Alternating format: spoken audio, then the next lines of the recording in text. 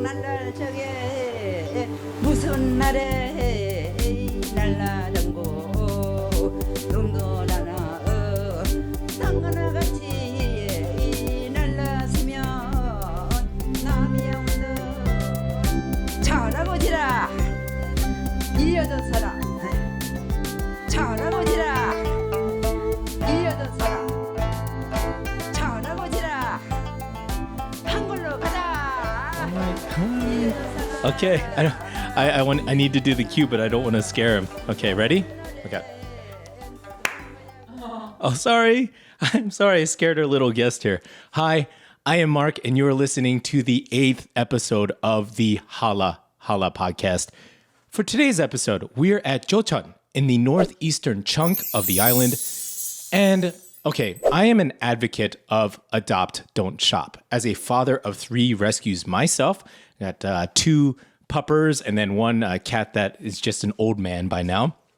And now, since people have gotten to know me, especially on the island, how I'm all about animal rescue and the fact that I started a podcast and YouTube channel, folks have been saying I need to contact with a certain someone on the island. They kept saying this over and over, and you need to connect, you need to connect.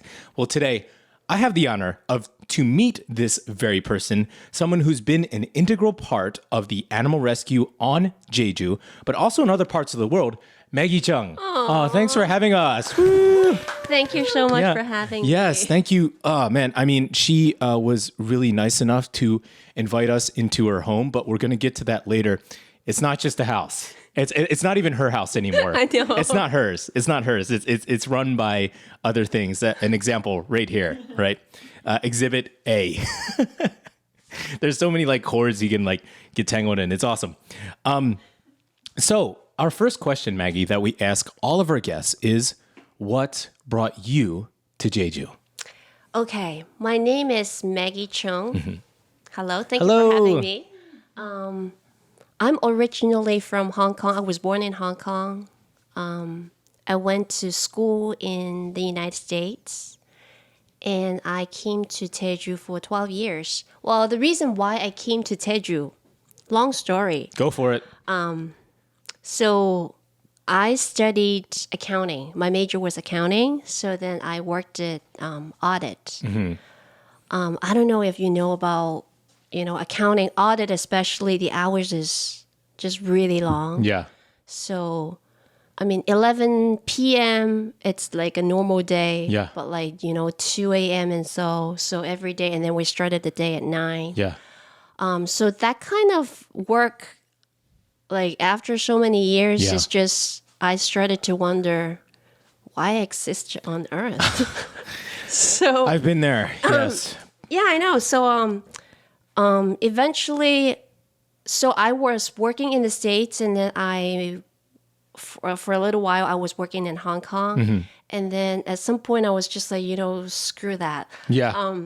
So I quit, and then I decided to go to school so I took a year off, and then I went to Seoul to study the language. Okay.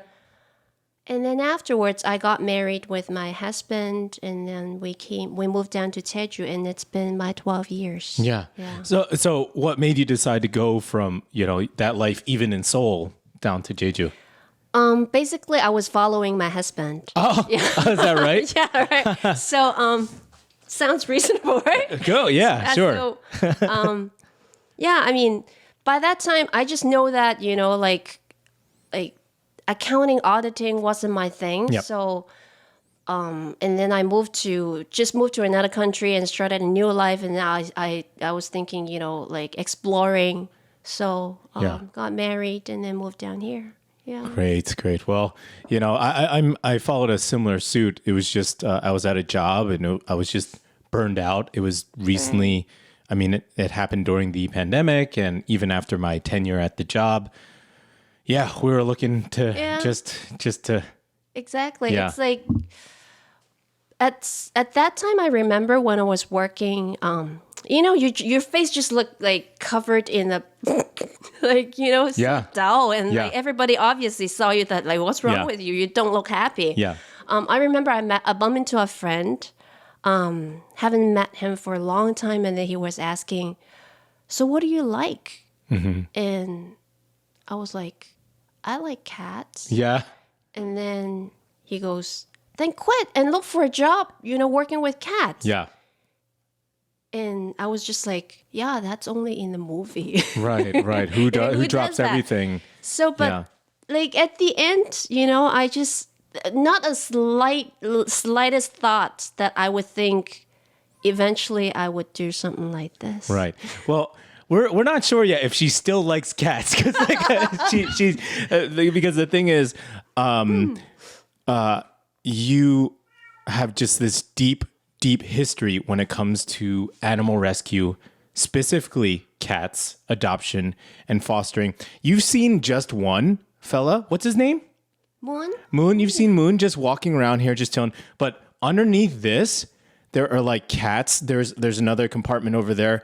More cats. Just piles of cats. Now, before we get into the amount of feline friends we have here, let's get into your deep history of animal rescue and fostering. So as you said, you like cats, and then you're like, well, that's in the movies, but then you did it. So what was that journey? How did that start? Well, first of all, it's embarrassed to say I'm not like, a big animal rescuer. No, I don't do. Yeah, it's a lot of other people, they do so much, like bigger things. Right. I'm just like a cat person who sometimes picked up a few cats. A few cats. Sometimes foster, and then, but how it started, it was an accident. Okay. So I moved to Jeju, and then I remember, I always wanted to volunteer, but I just never had the time. So then I looked up online, and then I found this. In Jeju, there's only one government-run shelter. I mean, there are like privately run, but there's only one government run. Okay, yeah, it was like a bigger scale. Yeah.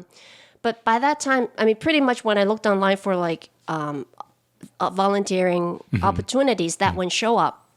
So I remember that day I was like, okay, I'm gonna do that. But then I was thinking about volunteering. It's like picking up one of those cat toy and you just. Yeah. Yeah, right. That's volunteering, right? Take some selfies and then you change your profile picture. Yeah. So then I still remember that day I just, let me go and take a quick look first. Right. And I was, wearing something pretty, like all white and all that. Oh my goodness. Yeah. So I opened that door. What appeared in front of my eyes just like shocked me. Yeah. It was the smell.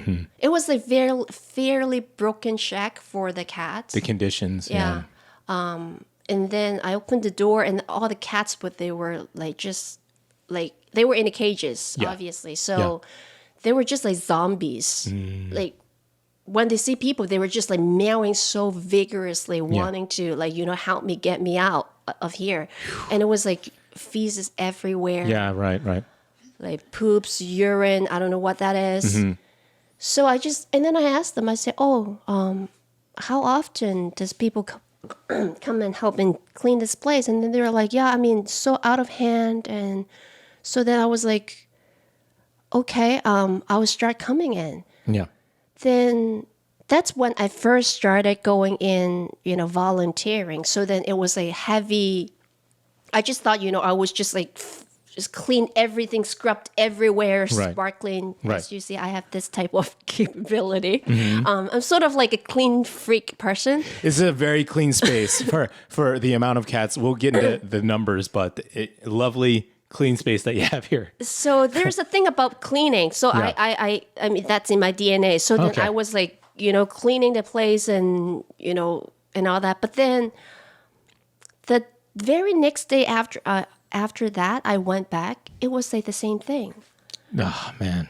I mean, the litters are everywhere, and because they're in the cages, small cages, and all that. And then I figured this is not just about cleaning. So I mean, this is like a regular thing. But anyways, that's how I started there. So I volunteered for almost on a full-time basis for almost 4 years. Wow. There, but first it was the cleaning, and then it was the like health issues. Yeah. So there are many things that as I keep going, there was just a never-ending problems that I was trying to solve. That's how I spent my year. That's why I didn't get out until a certain point when I think, Yep. yeah, because it was sort of like a mess. Well, that's the thing I want to ask you is Yeah. like, how did you not quit? You know what I mean? Because, volunteering at a shelter, we've done it a couple times here on the island, and it's not just here; it's just anywhere. It's thankless, right? And it's a tough job, and at many times it's heartbreaking and exhausting. And I don't want to discourage anybody from doing this kind of work, but it's tough. Yeah. How did 4 years and you just kept going back? What made you? Very good question. That's because I was sort of alone. Okay. So I feel like if I don't go, so it's like, well, I guess if the place is very well set up and all that, you feel like you are just helping. So, I mean, if I don't go, somebody else would go. But then that place was, it's so, if I don't go, then, what happened to that place? So that's why when the place is very not, I wouldn't even say perfect, when it keeps continuously needed help, and then I feel like I can provide that help, and that's kept me from, kept me keep going there. Yeah. I mean, it was almost, you could say maybe like obligation almost Right. to the animals. Yeah. So actually, when I feel like I should step out, that's when they were pretty well staffed and and a lot more volunteer. By Right. that time, I feel like okay, I think I have something else better Right. to do out there. Yeah. Could you have imagined that it would have taken like 4 years to get to that point? I mean, you didn't even know what to. I mean, you had a certain expectation when you went in for the first day, which was not met, right? But then, were you also active in the process of bringing more people in, or did that happen naturally? No, actually, I think everything happens naturally, right? Okay. So when I first started went in, it was only the cleaning, but then later on, very fast, the shelter they picked up. I mean, they even like moved us to a new building. Yeah. And then with brand new renovation, I think it was like a year after that. So then then we got more budget, and then they have a person who designated to be in the cat shelter. So then everything just got picked up pretty good. Yeah. But at the end of the day, I think the reason why I stepped out, it's also because the system there is still, how should I put it this way? For example, while we will spend a lot of time heavy duty cleaning and try to take care of the cat and everything, but then if we don't stop the root of the problem, why there are so many kittens, To every begin day. with, right. So there are obviously a lot of things that has to be done outside, Okay. which the shelter is not taking care of. Right. That's a bigger island-wide issue. Exactly. Right? So I feel like, we are exhausting ourselves just like, if the pot, you can keep, catching the water. But, Yep. If you don't fix the hole, then, what is the point of you doing Right. this every day? And I was like, what if I spend my rest of my life there? How much more I can do? Right.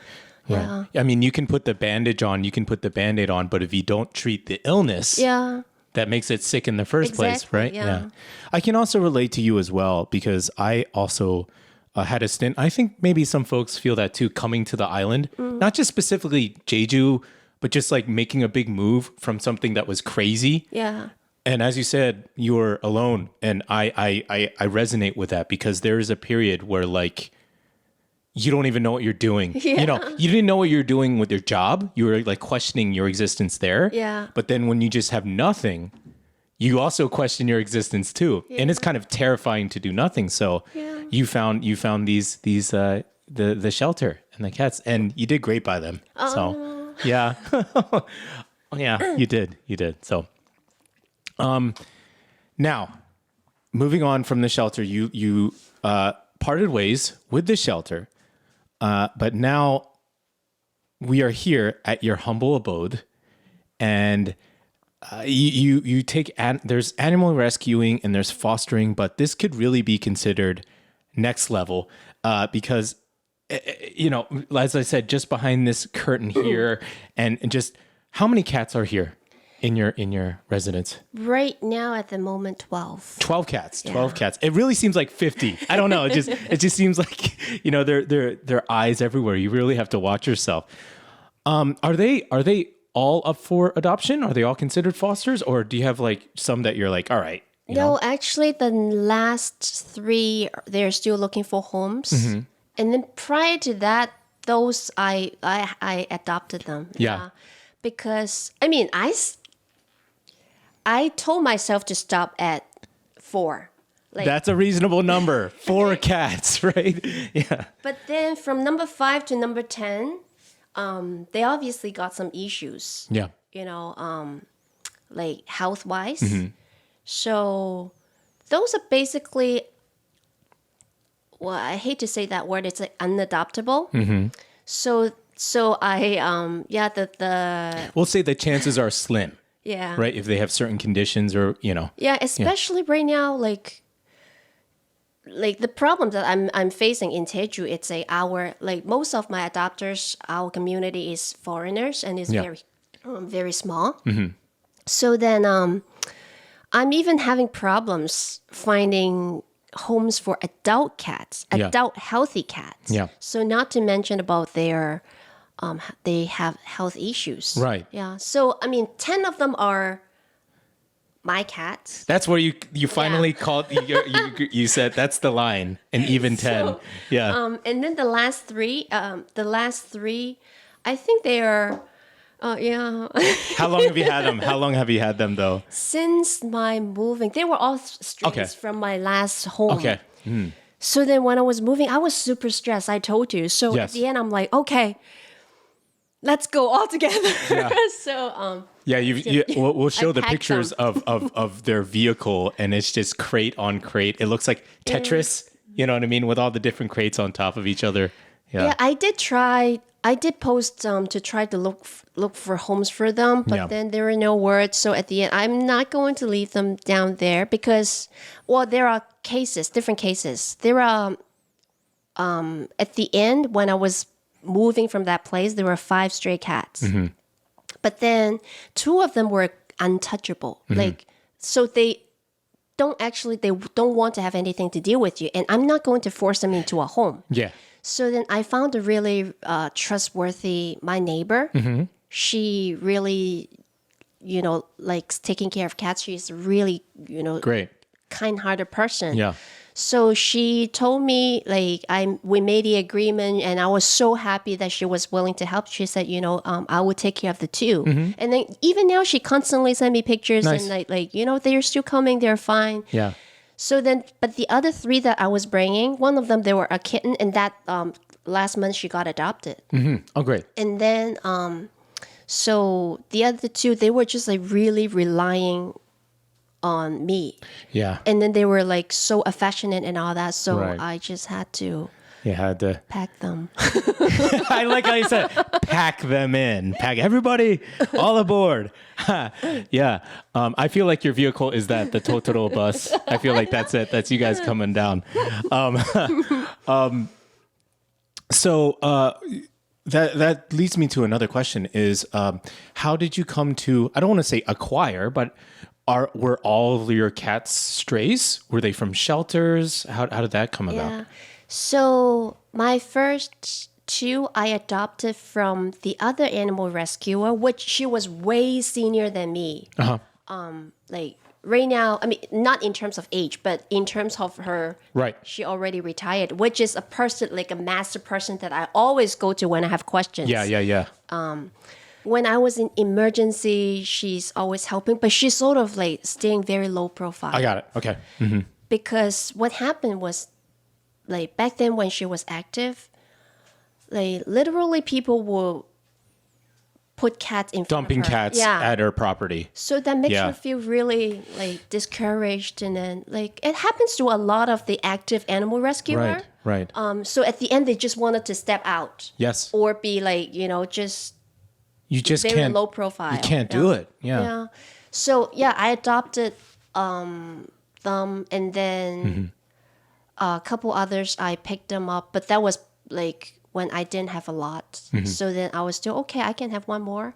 But then from after my fourth one, those are from the shelters, and they were like really sick and all that. Yeah. So and then the last few ones, they were my stray cats that I was feeding. That's right. Like I told you earlier. Like with stray cats is tricky because like you started feeding them, but at the end of the day you always found them having some sort of health issues. Then you brought them to the vet, and then you treated that like the health thing, and then eventually they just have to come indoors. Right, You know, right. you just can't leave them. You were out saying though. before we started recording, the doctor's Yeah. like they just can't be on their own Because anymore. like for example, Yeah. one of the like his name is Cinnamon. Yeah. Like he was all like a big guy and all that. Yeah. So at the for a while, for a year, he was living down there with Yeah. a whole pack Yeah. of strays, and then he was the boss. Yeah. But then one day he came back like sick. But actually, I was really happy that he didn't just disappear and die somewhere. Right, and then right. he came back. Yeah. And then so I brought him to the vet, and then he had kidney disease. What do we call that? Kidney failure. Yeah, kidney failure. Yeah. So yeah, he has to come in. Yeah. I mean, that's the thing is the life expectancy of feral Yeah. like cats Right. is much lower because there's just a plethora of things that can affect them. It's that time of year. Lyme disease is getting pretty nasty. Yeah. There's that feline virus that just rips through. It could be herpes. It could be Yeah. worms. It could be all sorts of stuff. Or they would come back with a broken hand. Yeah, just something. Yeah. So it's kind of scary when I got into strays. So somehow when I found they are still healthy, and then if they're affectionate, I was like, "Bye, let's find them a home." Yeah, that's But- right. Yeah, but it's still it's hard. Yeah. Yeah, it is tough. And the thing is, like, trying to go into what you're saying, trying to find these cats a home. Actually, our previous guest, Matthew Smith, he was the musician. We'll put the link in. He's like, "Oh, Maggie," because he actually adopted a cat. It was connected to you, not directly in Yeah. person from you. And I thought it was really funny because we mentioned Matthew. You're like, "I've never met him," but then we showed you the picture of the Yeah, cat. You're like, yeah. "Oh, that's the cat behind the Lotte Yeah, Mart yeah. in Jeju City, right?" And so you have told us you remember every cat that's adopted, just about. I have, like, ever since I was young, actually, I was described that I have scary memory.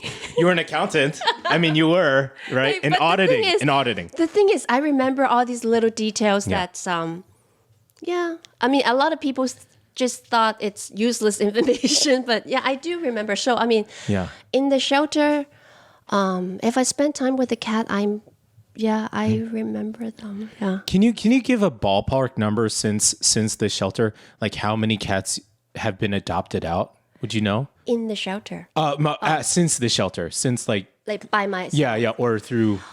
Actually, it's actually not a lot because I don't know, but it's under 100. Okay. Yeah, but Still.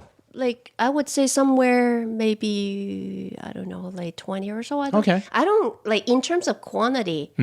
I am very not a lot at all. Right. Like comparing to a lot of other people. Because also like I said, my community it's Jeju animals. Right.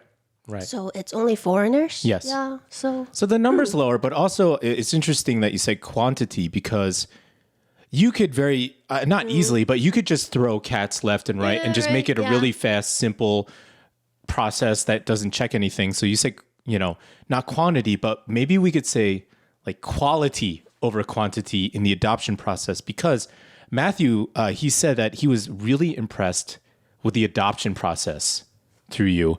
And he said it was actually really educational for his two daughters in the process. Of course, they convinced him to get this cat, but of course he was won over in seconds. But there's almost essentially like a waiver or a contract that you have to sign because this is a family member, this is not a gift kind of thing. Can you walk us through the process? Yeah. Well, actually, right now it's if anybody who would do like adoption, it's like a basic standard thing everyone would do. Yeah. Because when we adopt out a cat, obviously you would not want them to be abandoned again. Yeah. Or sent back. Or some people call it rehome. Yeah. But this is one thing, especially for the third time I mentioned, my community, it's foreigners living in Jeju. Right. So eventually, after 3 years, like they would go to another country.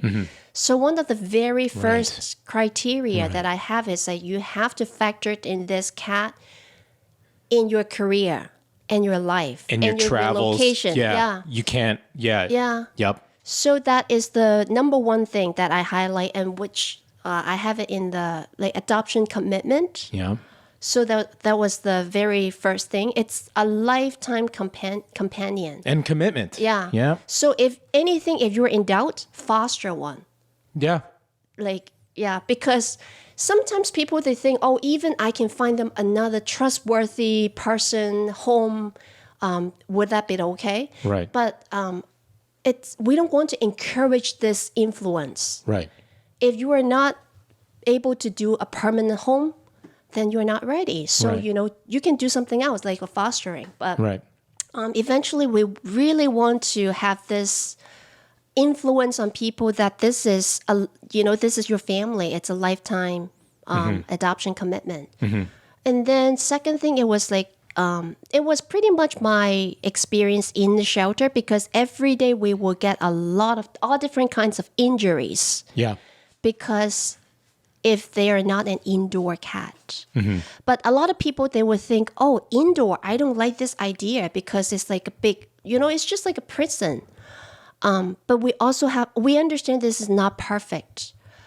But the fact is, every country is different. In Korea, even in Jeju, we have a lot, the setting is pretty much urban. Yeah. So then we will got hit by a car every day. So indoor, it has to be one of the commitment. And I can go into very details, but I don't want to bore you to death. No, and it's fine. all these adopters, if they have questions for me, why is it indoor? But cats, if they are staying in their own territory, they are happy. Right, because I think that might be even growing up with me. Yeah. Growing up, I lived in suburban Pennsylvania. Yeah. Now we've always had indoor cats, just Yeah. one at a time, indoor. But I remember growing up, people would say "Oh, it's an indoor cat. That's cruel." Yeah, you're because right. it should be outside, out and about and stuff. Yeah. And these are my other suburban Pennsylvanian friends or Right. other folks "Oh, it should be outside, outdoor cat." But you're saying if it has its own space Right. big enough, Yeah. bigger than a cage, Right. they're okay. I mean, They're gonna live longer. you can tell they want your company. I would say love is the only compensation over freedom. Okay. Unfortunately, they have already been domesticated, tens of thousands of years. True. But in reality, if this is an in and out cat, so many people afterwards, in the shelter, they would be crying and my cats didn't come home last night. What can I do? Yeah. I try to put the litter out and their favorite fruit out. There's nothing you can do. Yeah. Right. Yeah, your cats always come home every day until they don't. So, and then also considering the fact that the foster have to send the cat to a home that if one day you go you said to him that the cat got ran over by a car, or I don't know, one day it just didn't come home, it just did not work out in this adoption process. Yeah. So we are looking for someone not I'm not asking you to lock up the cat inside a home and like, with no care and all that. But with enough caring, love, tender love and care, they're very comfortable staying indoor. Yeah. That's good to know. That's good to know, I think. And I think I hope that changes a lot of people's minds about the idea of fostering, but even the concept of inside. And then one more thing, it's we yeah. said eventually right now you are adopting a healthy cat in front of you, but eventually animals they will get old and sick. So think about it now. Yeah. Are you be willing to take care of to the end of their life? Yeah. So it was a one-page adoption commitment that and then we always encourage, if you have any doubts, because it worked for so many people. If you have any questions, we always feel free to discuss and I have many friends and colleagues who love animals and they love the idea of adoption, whether it be you name it, certain kinds of companion animals. But they do say they couldn't handle the heartbreak towards the end. That's the big discouraging thing for them. Yeah. That is the number one. I have two questions that it's tricky questions. That was number one. Yeah. Everybody would ask me. They would say, I used to have a dog or have a cat. Yeah. But then he died, some years ago. And then even now, every time when I think about them, I still cry. So I can't handle to adopt another one. Right.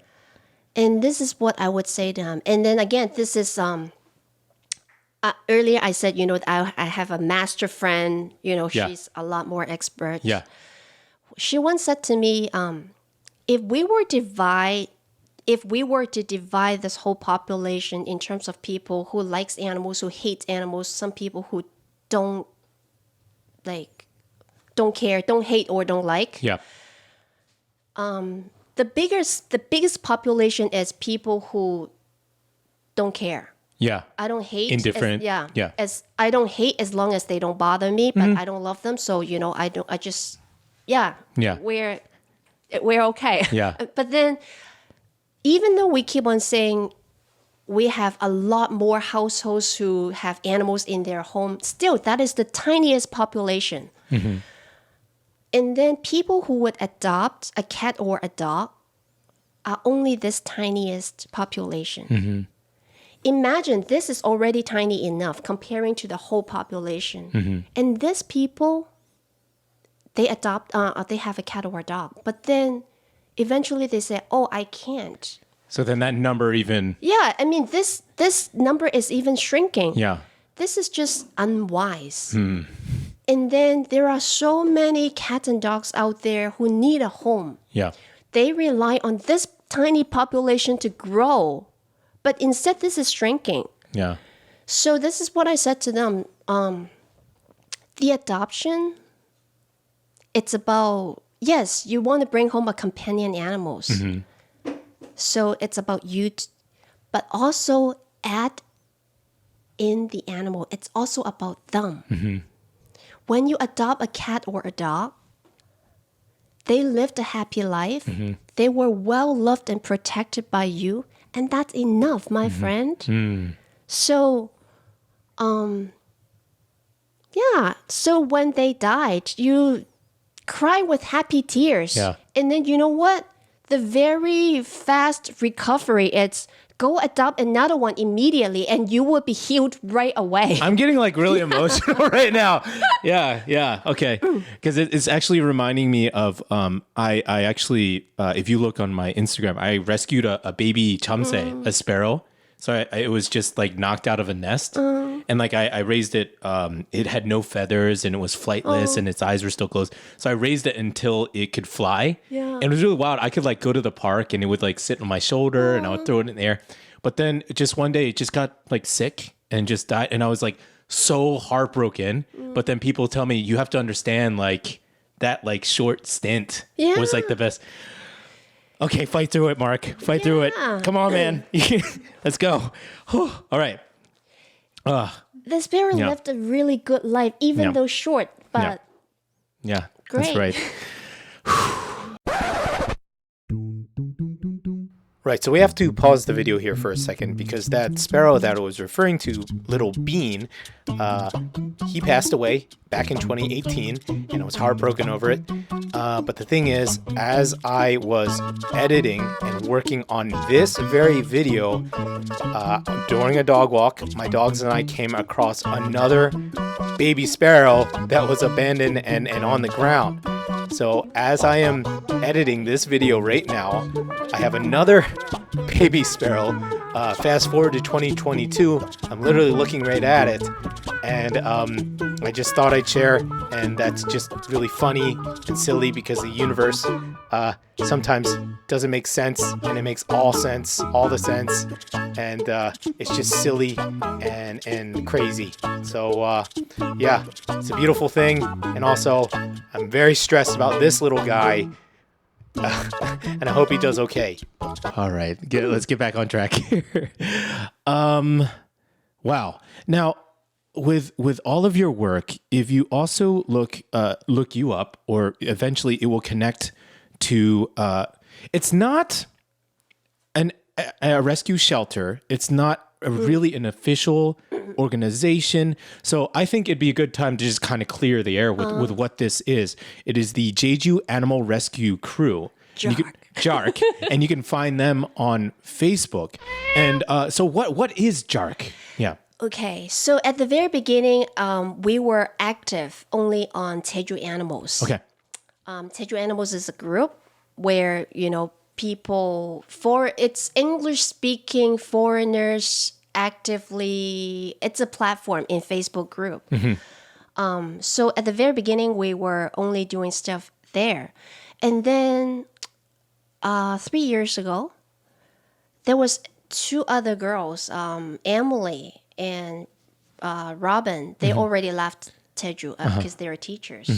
So then it's all started because of there are 17 puppies, like dogs and mom cats. Yeah. Puppies and mom cats. Yeah. From a blueberry farm. Huh. So Emily and Robin, they were working really hard to try to adopt them all out. Get them out. Yeah, because like Jindo Mix. Yep. I think they're awesome. They're the greatest dog. But then something. Korean people just they call them poop dog. Yeah, dongge. Yeah. Right. Yellow dog. Yeah. Village dog. KVD. Like, literally dog. Yeah. Yep. But then so they didn't stand a chance in Jeju. Yeah. So they had to send them overseas, and very fortunately, they all end up in great homes. So, but by that time, when they were reaching out to overseas people, adopters, they were just questioning, so who you guys were. So they would just immediately create a page, Jeju Animal Rescue Group, Jeju Animal Rescue Crew, JARC. So then that's how it started, just like that. So then afterwards, so right now, we are not officially registered as a nonprofit. So it's just sort of another platform, same thing as Jeju Animals. But then, and we are very grateful. Twice or three times a year, there are folks. Anybody can be part of Jeju Animal Rescue Crew. Yeah. You, and then as long as you have internet access. So then people they said I'm good at fundraising. So then they would throw a fundraisers, and then we have a separate account, which is my specialty, accounting. Yeah. So then all the fundraisings, it goes in there, and then we use the money on other requests. People, they would, for example, they would message me about, they found a dog and then they need to bring him to the vet and all that. So then I take care of the accounting and, the, how to use the money. And then we post them, the accounting is, and the way how we use money, it's 100% transparent. Yeah. And then I post them every quarter online. So it's a Facebook, Instagram platform about how we, very small scale, but then it's all this kind-hearted souls who wants to help out, animals that they found. Yeah. And so if a person is looking to adopt, they Yeah. just DM JARC or they go to Jeju Animals or Right now, because you don't want them to overflow your personal accounts. And No, stuff. Yeah. actually, right now, most people, because, this is what we need. We need a social media managed person. There we go. There you go. You love animals. You're good with social media. Because right now, I mean, like people who are managing the account, I mean, maybe just a few people, like less than a finger, Yeah. less than a hand. Yeah. Then those people are always the same people who's doing the fostering, who's doing Yeah. Yeah. the rescuing, and then they're also doing the fundraiser all together. And then Lizzie is great, and then Alexis. Yes. Yeah, it's so Right. it's all these people. So, to answer your question, when people wants to adopt, they already know they usually post on Jeju Animals. Okay. Or they know how they will already DM me or Alexis. Yeah. And then, Jeju Animals Yeah. is a Facebook group. It's just another Facebook Yeah. group, but yeah. And Jeju JARC, it's a Facebook page. Okay. Okay. Got it. We are very not professional. Okay. But hey, just look them up. Look Yeah, up either but- Jeju but- Animal, type that in, or JARC, JARC. Okay. But they are pretty much interchangeable Yeah, because yeah, all right. the posts are Okay. pretty much redundant there. Okay. But the reason why we're very not professional is because we don't have an SNS. Right. Like Because you guys are doing everything else. You guys are doing everything Yeah, else. we're the ones who's doing There the we go. posting and all that. There you go. Yeah. I mean, you guys have had fundraisers and you've done events where like funding goes towards that as well, right? Yeah. Yeah. Do Yeah. you have anything like future events having to do with either Jeju Animals or JARC? Yes, usually it's all about like summertime, people, the atmosphere and all that. So fundraiser is coming up like in the summer. Okay. If not in May. Okay. And do you have any specific dates or ballpark Oh, dates? not yet. Yeah. Okay. But Lizzie will be pulling it off. Okay, so just keep an eye out. Keep an eye out on the page and look for updates. We had a last in February. We have a small event like big sale. Right. So, yeah. Yeah. And then we were able to raise some funds for for Neuter and spay a few cats. Oh, great. That's Yeah. cool. All right. I was debating whether or not to do this question because it's kind of big, and you can, it's up to you whether you want to answer this or not. Because my question is, what can maybe Korea, but also especially Jeju, because I think when people who aren't really familiar with the island, they know strays exist, feral companion animals exist in Korea, or you'll see dogs on a property chained up outside. But in Jeju, it really is. I mean, there's just a lot of strays, a lot of animals that. How can we fix this? Like, in your opinion, what needs to be done? Do you think? Can it be done? Again, Actually, it is my dream. I call Jeju my home. I don't think I will leave here. But stray cat is one of the. It's not one of the area. It's the area that I wanted to fix. But I mean, in a broad scope, we need community, because in terms of animals it's the community, the culture. It has to be everybody has to step in. So TNR, I mean, like this topic can go really like big, but then to make it simple, if you are starting to feed, I know a lot of people, I mean, they have a good heart. They want to feed, take care of the street cats if they see a street cat or a dog. we do it. Yeah. But make sure you always go together with TNR. It's a program called Trap, Neuter, and Return. Okay. It's funded by the government. Okay. Actually, it is a program that has been proven in the world. Yeah. It's the most humane way to control stray population. Yes. So, and then in Korea, we are like the government is funding this program. Meaning, if you are a cat mom, then you know the routine. You know your cats. I'm not talking about randomly. You just go grab some cat that just walk by. So a cat mom, it's a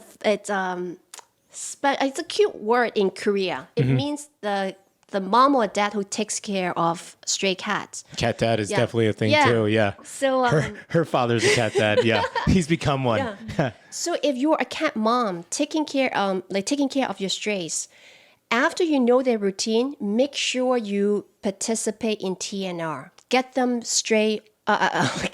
spayed or neutered. Yeah. That's the most responsible way that you take care of them, and at the same time, they don't keep giving birth. Yeah. Because otherwise, your neighbor's not gonna like you. Yeah.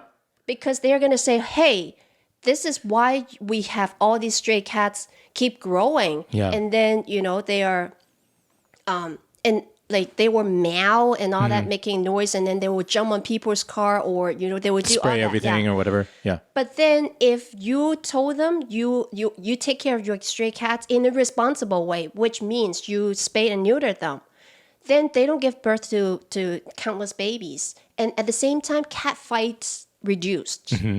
I mean, all cats, they don't just go along. I mean, they're territorial. And that's why I also wanted to say not just one, but then it has to be spread.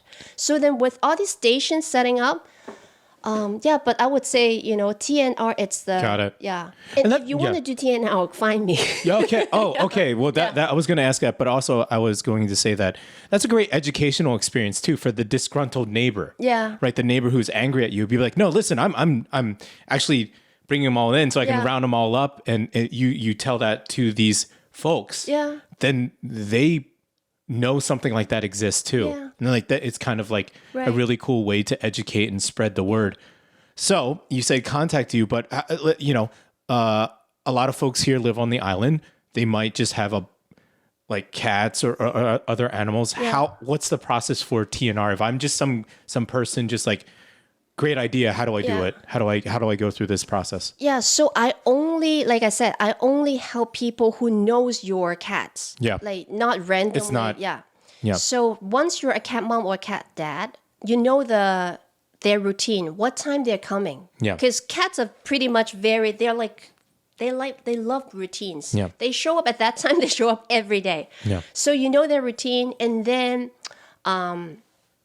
I would come with a cage. Wow. Or I would land you with a cage. Yeah. And actually, it's not just me. I work with other That's other amazing. people That's in- awesome. Yeah. And then it has a trap Yeah. that the day, that morning, for example, they come every night at 7 p.m. Yeah.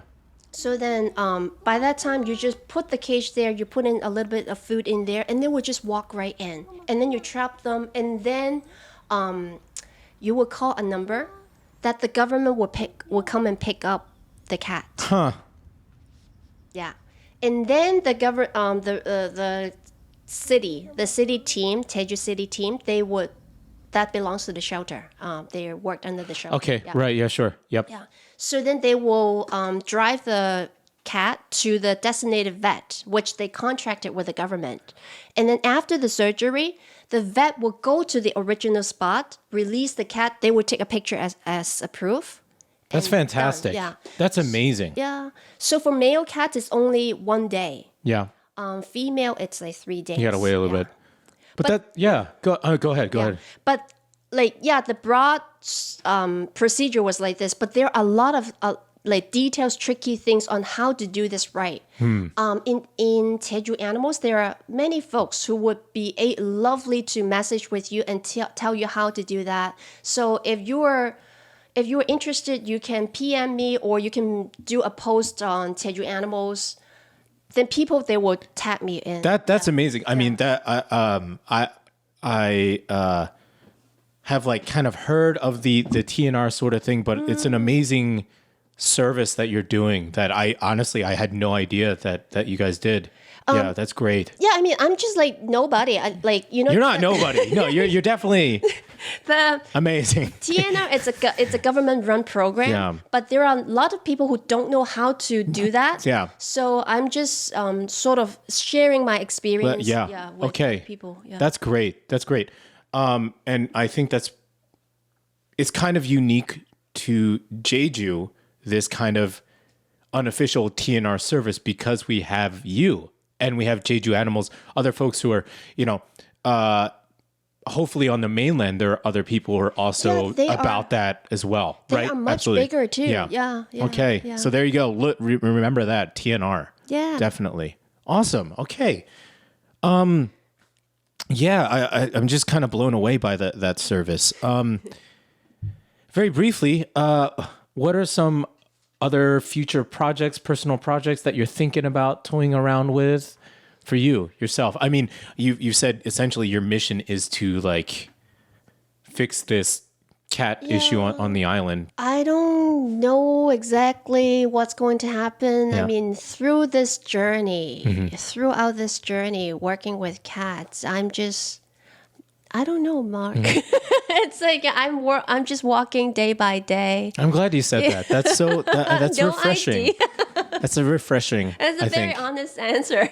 I think so.